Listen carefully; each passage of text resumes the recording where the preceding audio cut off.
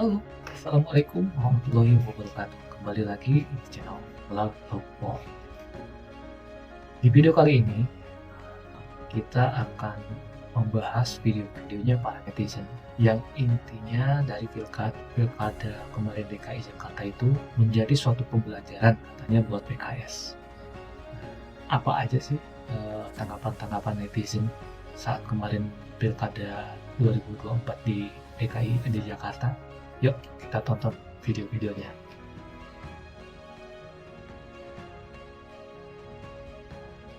Pilkada 2024 ini menjadi pelajaran berharga buat PKS.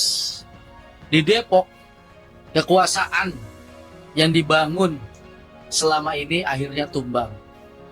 Jawa Barat tumbang. DKI nyungsep. Guys, pada mantengin quick count Pilkada Jakarta nggak? Kalau yang versi Kompas, RK Suswono itu 40,02%, Darmakun 10,49%, dan Pramono Rano unggul di 49,49%. Kalau hasilnya benar segini, artinya nggak ada kandidat yang dapetin suara lebih dari 50%, dan ini potensial banget buat Jakarta ngadain Pilkada putaran kedua. FYI, Jakarta tuh adalah satu-satunya daerah di Indonesia yang punya privilege sistem 2 putaran. Jadi, kalau putaran pertama nggak ada yang nyentuh angka 50%, akan dilakukan putaran kedua dengan 2 kandidat teratas. Kali ini berarti duel klasik antara RK Suswono dan Pramono. Nah, yang bikin seru kalau 2 putaran, suara Darmakun yang 10% ini bakal jadi rebutan. Kita tahu sendiri basis pendukung Darmakun ini solid karena cara berpikir mereka yang sering kali out of the box dengan bumbu-bumbu konspirasinya. Pertanyaannya, kira-kira gimana caranya RK atau Pram buat ngerayu mereka? Karena kampanye biasa kayaknya nggak akan mempan, tapi di sisi lain, narasi-narasi atau janji-janji yang terlalu anti-mainstream bisa juga jadi bumerang. Karena dalam situasi kayak gini, setiap persen suara bisa jadi penentu dan pendekatan yang salah bisa bikin kepercayaan publik runtuh. Anyway, 2 putaran ini juga menurut gue punya konsekuensi yang cukup serius. Pertama, resiko politik uangnya makin besar karena para calon yang lolos bakal mati-matian cari suara tambahan, gak jarang dengan cara yang gak sehat kayak suap, bansos, dan lain-lain. Kedua, perpecahan di antara masyarakat bisa jadi makin tajam karena kampanye di putaran kedua seringkali berubah menjadi ajang serangan kepada lawan dan bahkan black campaign antar kandidat. Terakhir, 2 putaran ini juga makan biaya tambahan yang gak sedikit buat KPU, keamanan, dan penyelenggaraan lainnya. Ini bisa jadi beban ekstra buat APBD yang harusnya mungkin bisa dipakai buat yang lain. Jadi menurut kamu gimana tentang putaran kedua? Coba komen ya. Pilpres yang berlangsung di tahun yang sama dengan pilkada serentak memang menyisakan dinamika politik yang cukup sengit di tengah-tengah kita di masyarakat, khususnya juga bagi para paslon yang berkontestasi. Kalau kita lihat teman-teman semuanya, masih banyak sekali wacana yang coba digulirkan yang bernarasi tumbangkan PD Perjuangan, PDI nyungsep, banteng akan tumbang dan lain sebagainya. Narasi-narasi yang mencoba mendegradasi PDI Perjuangan dan juga paslon berkontestasi dari PDI Perjuangan. Tapi hasilnya seperti apa kalau menurut kalian? Mari kita coba simak baik-baik. Kita coba ambil contoh Jawa Timur. Bisa dilihat ya perbedaan jumlah partai pengusung antara Risma Musad dan juga Hovifah Emil. Tapi ternyata hasilnya tidak sejauh itu dari sisi perolehan suara. Harusnya dengan koalisi sebesar itu, Hovifah Emil sudah mendapatkan suara di angka 60% minimal. Sedangkan dari Risma Musad memperoleh suara yang jauh lebih baik daripada suara partai, yang mana suara partai PD itu masih di angka under 20%.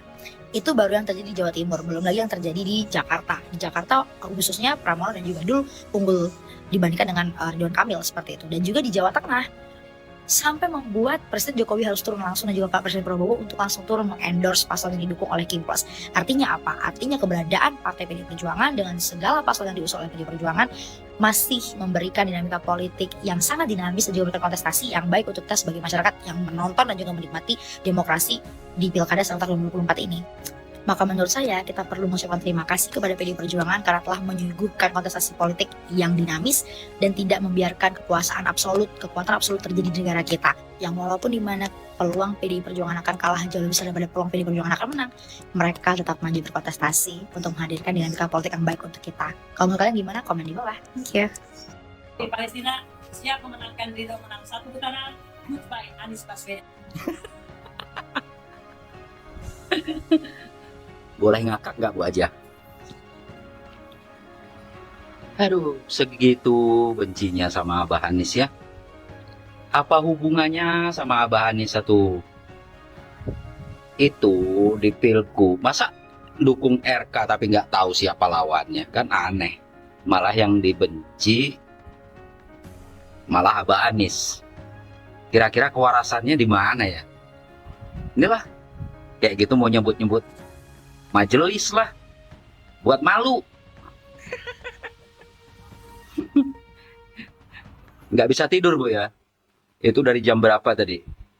Itu udah seluruh stasiun TV. Ibu salah omong kali. Harusnya yang disuruh pulang itu Pram sama Dul, bukan Pak Anies. Inilah kebencianmu kepada Pak Anies sungguh terlalu ya. Malu sebut-sebut pakai nama Haja. Ya Allah ya Rob. Masa gak tahu lawan si RK itu siapa? Bu, nih, saya salah satu pejuang perubahan, Bu. Anak Abah. Ya. Awalnya itu di DKI rata-rata anak Abah mau gercos. Tapi begitu Pak Anies endorse Pramdul, itu 80% anak Abah dukung Pramdul. Ya. Jadi nikmatin aja lah, Bu. Sekarang kita lihat siapa yang pulang ya. RK jelas pulang. Ingat ya, Bu ya. Jangan nggak sampai bisa tidur, Bu. Mimpi yang indah ya. Jangan nanti mimpinya malah kebablasan gitu ya. Salam waras. Jangan benci terhadap Abah Anies, oke? Jadi siapa lawan, siapa itunya, Ibu Haja harus tahu kok bencinya sama Abah Anies. Gimana anak Abah, orang-orang seperti ini anak Abah? Ini yang namanya menggunakan apa? Jual-jual agama ya seperti ini. Ya, salam waras. Gimana? Kaget nggak dengan hasil quick count? Pramono unggul loh. Kalau saya sih nggak kaget, karena emang menurut saya Pak Pramono yang paling meyakinkan. Penilaian ini bukan karena saya punya favoritism ke Megawati, atau ke Banteng, atau saya dibayar tim A dan B, nggak ada sama sekali. Tapi memang karena setelah saya nonton debat 1, 2, dan 3, Pak Pramono itu yang memang paling meyakinkan. Apa yang bikin Pak Pramono unggul? Menurut saya, pertama, programnya itu sangat menyentuh rakyat dan masyarakat kebanyakan. Solusi Trans Jabodetabek itu sangat membantu dan sangat bisa dirasakan oleh semua masyarakat Jakarta. Solusi banjir, terus juga solusi polusi, dan sebagainya. Itu semua program-programnya itu sangat masuk akal. Bukan program yang nilainya itu triliunan atau miliaran, tetapi program yang memang menurut saya masyarakat itu sudah lama menantikan gitu. Kayak kita tahu setiap hari sebagai orang Jakarta, berapa jam sih kita habiskan di jalan untuk pergi dari rumah ke kantor. Dan bayangkan kalau ada Trans Jabodetabek, idenya untuk park and go. Jadi kita bisa, misalnya kalau tinggal di Bekasi, kita bisa nyetir sampai stasiun Bekasi, terus dari situ kita bisa either naik Transjakarta, atau naik MRT, atau naik apapun. Ya itu semua kita pengen gitu kan. Atau berapa banyak sih orang Jakarta yang udah sakit, terus ke puskesmas, dan ternyata kondisinya itu terlalu ramai, atau fasilitasnya nggak memadai. Dan Pramono di sini juga memberikan usul untuk memperbaiki puskesmas, memperbaiki rumah sakit daerah, dan itu semuanya yang bisa dirasakan oleh masyarakat Jakarta. Coba kita bandingkan dengan program Ridwan Kamil yang mau bikin mobil curhat. Walaupun mungkin targetnya untuk Gen Z ya, yang banyak membahas tentang mental health, tapi it's hard, it's not relatable. Karena pada akhirnya untuk memenangkan Gen Z itu bukan cuma asal menyediakan fasilitas untuk mental health, tapi apa sih akar dari mental health sendiri? Itu kan tentang kurangnya lapangan pekerjaan, dan juga kalau setiap hari kita bangun dengan langit abu-abu polusi gimana? Ya itu kan semua mempengaruhi. Jadi work on the cause, bukan cuman level surface-nya aja, bukan cuma level lapisan teratas. Terus juga pembangunan Disneyland, itu buat masyarakat menengah ke bawah, apa relevansinya? Walaupun juga ada program-program bagus seperti kredit tanpa bunga dan juga pelatihan pekerjaan untuk perempuan, ya itu oke. Tapi secara overall, menurut saya Pak Pramono ini yang lebih bisa menyentuh masyarakat kebanyakan. Dan mungkin juga kita tidak bisa memungkiri bahwa ada juga kelelahan dari power struggle atau permainan kekuasaan elit, di mana di sini kan Kim Plus melawan PDIP. Perebutan kekuasaan ini yang membuat rakyat itu kehilangan simpati dengan koalisi dari pemerintah gitu ya. Dan sekarang kita nantikan aja ya, kira-kira 1 putaran atau 2 putaran. So what do you think? Setuju nggak sih Pak Pramono unggul karena memang paling relatable? Share your opinion. Salam NKRI. Selamat ya buat kalian yang selama ini selalu menarasikan tenggelamkan Banteng di Pilkada 2024. Kebencian kalian sudah terobati. Silahkan kalian bereforia, berbahagia hati, party. Kalau perlu kalian syukuran, bikin kenduri gitu ya. Karena mungkin harapan kalian memang ada beberapa yang tercapai karena gue pun harus mengakui bahwa di beberapa wilayah Indonesia seperti Banten, Jawa Tengah, Jabar, Jawa Timur, Sumatera Utara, Sulawesi Utara, hasil quick-count-nya PDI Perjuangan memang kalah gitu ya. Silahkan kalian berbahagia ya. Tapi buat gua tetap bangga sebagai kader Banteng di tengah gempuran, serangan, dan semua cara-cara usaha untuk menjatuhkan Banteng. PDI Perjuangan, khususnya Emak Banteng Ibu Megawati, hingga detik ini tidak mampu dikendalikan dan ditundukkan oleh si Jokowi. Gue tahu kenapa nih yang terutama di Jawa Tengah yang merupakan kandang Banteng, Jokowi abis-abisan di sana. Karena itu sebagai bentuk perlawanannya Jokowi kepada Emak Banteng dengan harapan ya, ketika kandang Banteng bisa dikalahkan oleh Jokowi, maka Emak Banteng pun bisa ditundukkan. Tapi ternyata tidak semudah itu kawan, tidak semudah itu Jokowi untuk menundukkan, mengendalikan Emak Banteng. Ya kalau partai-partainya Kim Plus, silahkan ya, bisa kalian kendalikan. Semua ketua umum partai yang ada di Kim Plus memang harus gue akui bisa dikendalikan, bisa ditundukkan oleh seorang Jokowi. Bahkan yang katanya macan Asia pun selemah itu bisa ditundukkan, bisa dikendalikan oleh seorang Jokowi. Tapi Emak Banteng walaupun digempur habis-habisan, diserang habis-habisan, dia tetaplah Emak Banteng yang konsisten. Tidak bisa dikendalikan, tidak bisa ditundukkan oleh seorang Jokowi. Hanya segitu kemampuan seorang Jokowi, hanya segitu kemampuan seorang Mulyono mengalahkan PDI Perjuangan di kandang Banteng. Segitu doang. Buktiin ya wahai Jokowi, kalau lu mampu menundukkan Emak Banteng. Gue sangat yakin Emak Banteng tidak bisa lu tundukkan. Emak Banteng tidak seperti ketua umum partai lain yang dengan mudah dikendalikan, yang dengan mudah ditundukkan. Oke? Salam NKRI. Quick count, tapi penghitungan manual berjenjang.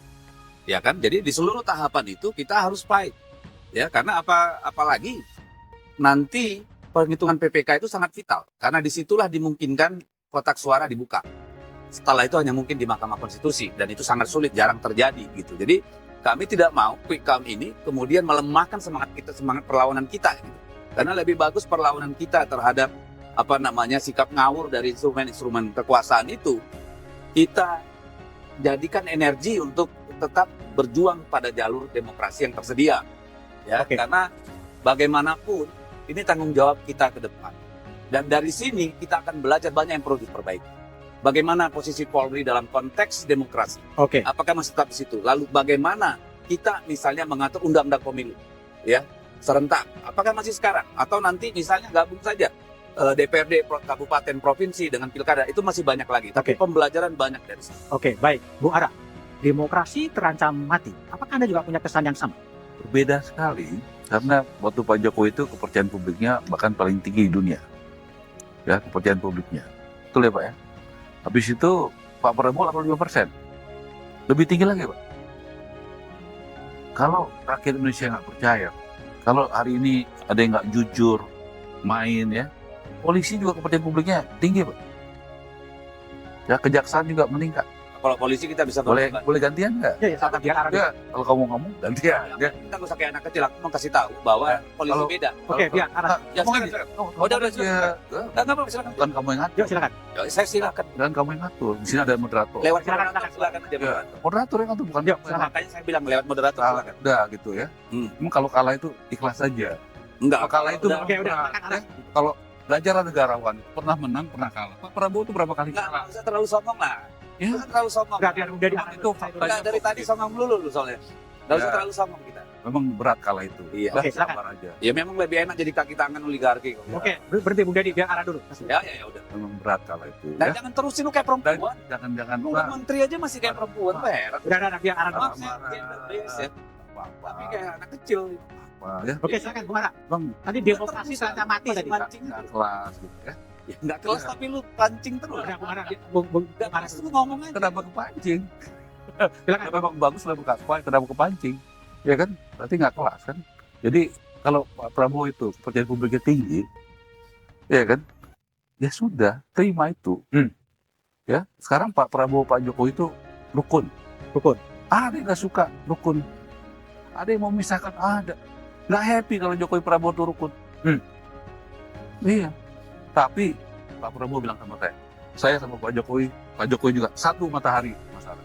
Matahari aja Prabowo. Begitu. Jadi kalau melihat kepercayaan publik tinggi begini Pak, ya, dan makin meningkat Pak, dan aman, pilkada aman. Kalau nggak aman nggak mungkin begini Pak. Oke. Ya, kalau nggak jujur nggak mungkin begini Pak. Kalau nggak adil nggak mungkin begini Pak. Kita di Jakarta sementara ini di bawah kok, terima kok. Kalau kalah terima kok. Apa kami demo-demo marah-marah? Enggak. Pak Prabowo bilang kita terima. Kalau memang kita kalah di Jakarta, kita terima. Begitu. Oke. Jadi nggak cari-cari alasan. Ya memang di Jakarta situasinya begitu. Kalau 2 putaran, kita kerja lagi. Jadi saya sampaikan ya, kepemimpinan Pak Prabowo itu menjaga kesulitan dengan rakyat, TNI, Polri, dan masyarakat. Nggak bisa kalau cuma dengan katakanlah elit, TNI, bagus TNI kita. Menurut saya independen. Betul-betul dia profesional. Oke. Polisi kita juga begitu. Itu kita bisa rasakan. Oke. Kalau misalnya nggak di Jakarta kan semua tadi sepakat independensinya tinggi, ya. Kalau ada ketidakadilan di Jakarta, semua orang udah bicara. Udah teriak ya? Udah apa? Udah teriak. Kompas paling duluan lah. Oke, baik. Kompas kan kalau ada apa-apa. Oke, bentar. Kompas Edi dulu ya. Kompas juga paling duluan tinggi kan gitu. Oke, baik. Saya ke Mas Edi dulu ya. Kami mulai posting setelah jam 3 tadi. Kuikon menang Lutfi.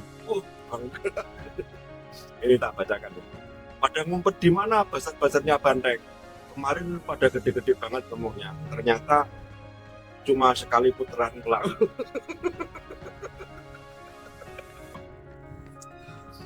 Hari Minggu kemarin, tanggal 24, aku bikin video. Komen awak. PDI kayak yo ben ora yo ben lah. Napa komen ngono kuwi? Jarine aku fitnah. Jare aku benci karo Jokowi wek keluargane. Ya nek aku benci ya napa? Ya kan hakku. PDI menang aku tetep ngene. PDI kalah aku tetep ngene. Jokowi presiden aku yo ngene. Jokowi lengser aku yo ngene. Gak kok ribut. HP ku dhewe. PDI menang, PDI kalah, aku nyantai aja. Kemarin Bu Mega pernah ngomong, walaupun PDIP itu tinggal 1 orang Bu Mega, tak pastikan itu tambah 1. Jadi 2 orang. Orang yang kedua itu saya. Jangankan kok cuma kalah di pilpres, pilkada, PDIP ini justru makin kokoh. Gak percaya? Ini. Ya kan? Kalian yang capek, oke gas, Lutfi juara, dapatnya juga. Kemarin pilpres hujan-hujanan, cuma dapat beras, cuma dapat beberapa lembar puluhan ribu, dapatnya kayak gini. Natalius Pigai itu yang programnya diumpetin, tapi yang dipikirin duitnya mana? 20 triliun mana? Traktir.